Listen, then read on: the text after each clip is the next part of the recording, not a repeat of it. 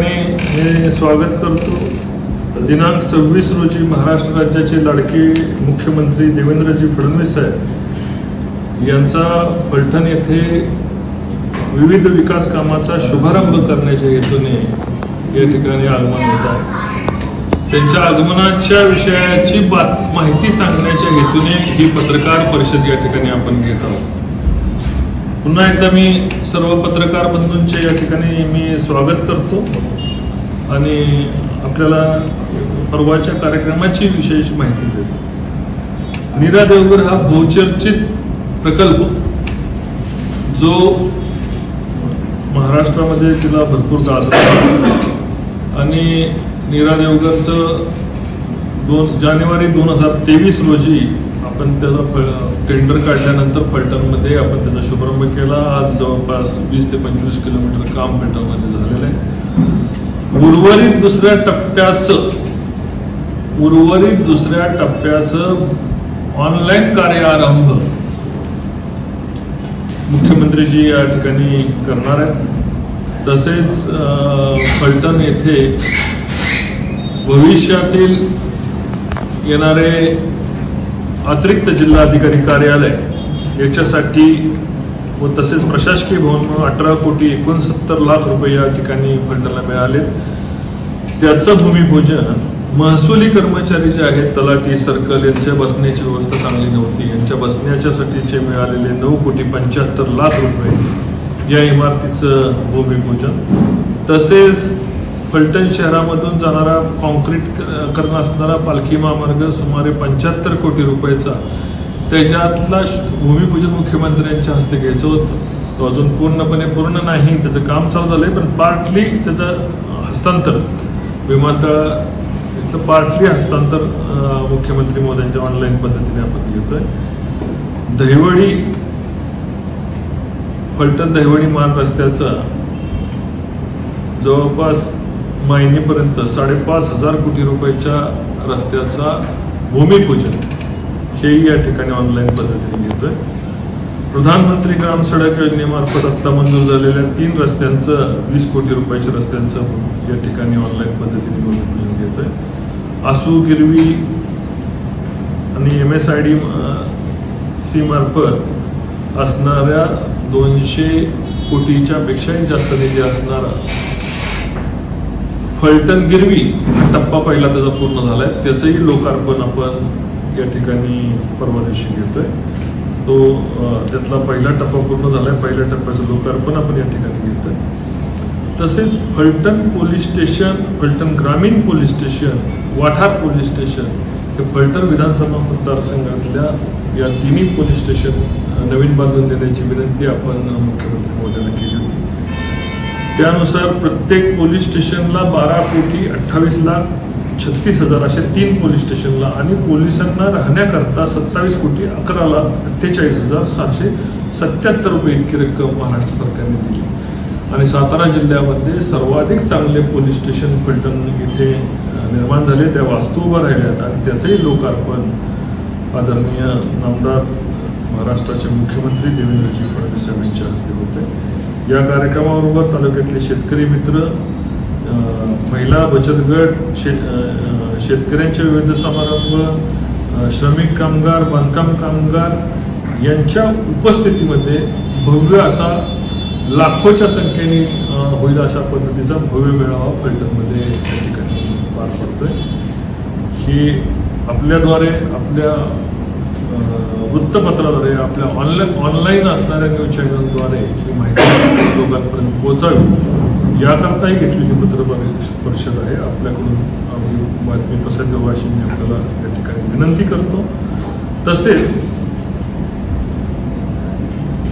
या ठिकाणी मुख्यमंत्री महोदय आल्यानंतर काही कामं प्रलंबित आहेत फलटणची, त्या प्रलंबित कामांच्या संदर्भामध्ये सुद्धा आपण त्या ठिकाणी आदरणीय मुख्यमंत्री महोदयांकडे मागणी केलेली आहे।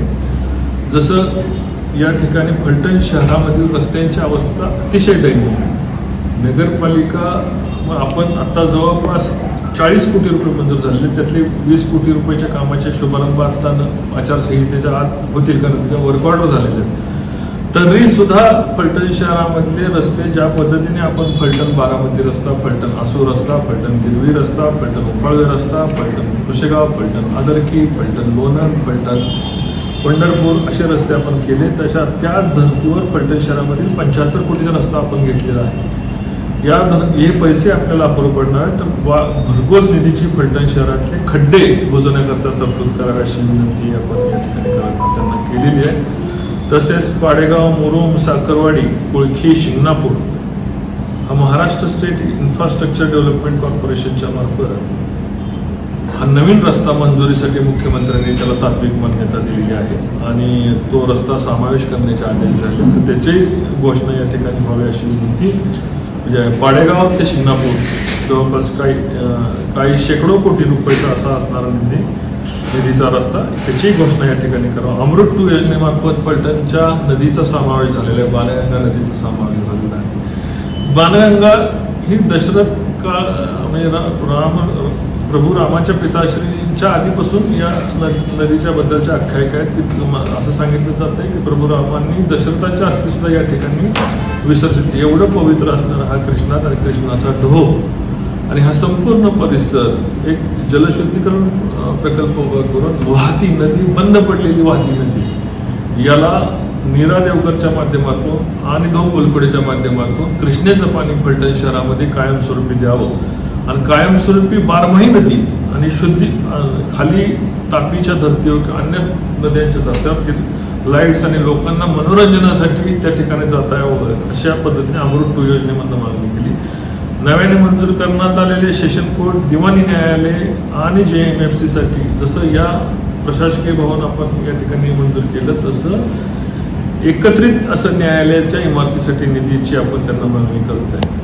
माळशिरस तालुक्यामधील 22 गावांच्या समावेशासाठी मुख्यमंत्री महोदयांनी मागच्या आठवड्यामध्ये सही केलेली आहे. तर त्या योजनेच्या संदर्भात टेंडर करण्याची घोषणा मुख्यमंत्री महोदयांनी करावी अशी विनंती या ठिकाणी करत आहे. नीरा देवकर प्रकल्पातील गावडेवाडी, शेखमीरवाडी, बाघोशी या तिन्ही लिफ्टच्या योजनांना टेंडर काढण्याचे आदेश मुख्यमंत्री महोदयांनी मागच्या आठवड्यामध्ये दिलेले आहेत. तर त्याचीही घोषणा या ठिकाणी व्हावी अशी आपण त्यांना विनंती केली. ऐतिहासिक फलटण नगरीवर छोटी विमानं उतरण्याकरता एअरस्ट्रीप, त्याचबरोबर हँगर आणि नाईट लँडिंगची सुविधा या ठिकाणी करावी अशी विनंती आपण मुख्यमंत्री महोदयांना करतोय. त्याची घोषणा करावी. तसेच फलटण येथे होणाऱ्या अप्पर जिल्हाधिकारी आणि साखरवाडीचे तहसीलदार यांच्या पदनिर्मितीच्या संदर्भामधली घोषणाही त्यांनी या ठिकाणी करावी अशी त्या विनंती करते. नायगोमवाडीमध्ये माननीय मुख्यमंत्री महोदयांनी MIDC मंजूर केली आहे. तिथं लार्ज मेगा प्रोजेक्ट, तिथं 20 ते 25 हजार लोकांना त्या ठिकाणी काम देता येईल अशा पद्धतीचा प्रकल्प त्या ठिकाणी आपण त्यांना मागतोय. त्याची घोषणा त्यांनी करावी अशा प्रकारची आपण त्यांना मागणी करतोय.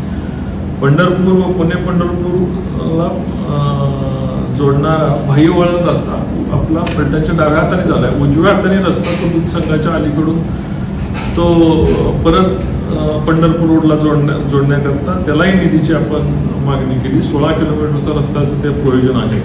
तर 16 किलोमीटरचा रस्ता त्या ठिकाणी आपण मागतो. फलटणमध्ये ग्रामीण रुग्णालय यंत्रसामुग्रीने सुसज्जित असणारं आपलं झिरपवाडीचं ग्रामीण रुग्णालय पुनर्जीवन करावं अशी मागणी करतो. या फलटणच्या विकासाच्या मागणी आपण एक टप्प्यावर आपण मागण्या करत गेलो, त्यांना मान्यता मिळत गेल्या. या फलटणच्या विकासाच्या अपेक्षा माननीय मुख्यमंत्री महोदयांकडे आम्ही व्यक्त केलेल्या आहेत. मला खात्री आहे की या सर्वच मागण्या त्यांच्या पूर्ण होतील, पण ज्यांच्या घोषणा ते करू शकतील त्याची घोषणा करतील. येणाऱ्या 6 महिने वर्षभरात या अपेक्षांची पूर्ती, फलटणकरांच्या अपेक्षांची पूर्ती या ठिकाणी देवाभाऊ करतील. कारण देवाभाऊंनी फलटणला देताना कधी विचार केला नाही आणि मनमोकळेपणाने शासनाच्या तिजोरीमधून त्यांनी फलटणला इतर अनेक मतदारसंघापेक्षा फलटणच्याकडे बघताना त्यांनी आपलेपणाची भावना या ठिकाणी दिली आणि त्यामुळेच आपण या ठिकाणी आपण फलटण तालुक्यामध्ये मी असेल, माननीय आमदार सचिन पाटील असतील, आम्ही दोघंही काम करू शकतोय.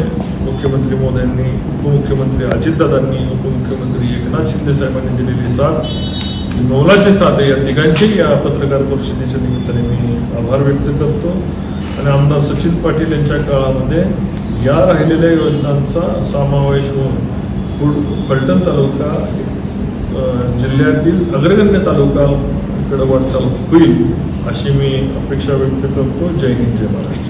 दादा, सीएम दौरा कसा असणार, काय नियोजन असणार? मुख्यमंत्र्यांचा दौरा आता पोलीस स्टेशनचं ऑफलाईन पद्धतीने जागा उद्घाटन ठेवलं होतं, पण त्या संदर्भात पण अजून शासकीय पातळीवर चर्चा चालू आहे की ऑनलाईन करायचं का ऑफलाईन करायचं. पण मुख्यमंत्र्यांचा दौरा फक्त नियोजित काही वेळा करताय, म्हणजे 2-2.5 तासाकरता दौरा असेल हा, जेणेकरून ते यशवंतराव चव्हाण हायस्कूल इथं विमानतळावरून येतील आणि आल्यानंतर ऑनलाईन पद्धतीने सगळी उद्घाटनं करून आपल्या फलटणकरांना शुभेच्छा देतील आणि मग ते पुढच्या कार्यक्रमासाठी निघतील. अशा पद्धतीचं एकंदर प्रयोजन आहे. त्यांच्यासोबत मंत्री कोण?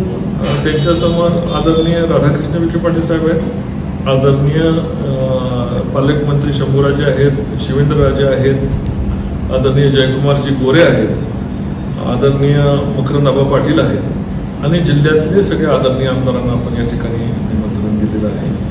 आणि तशा पद्धतीचे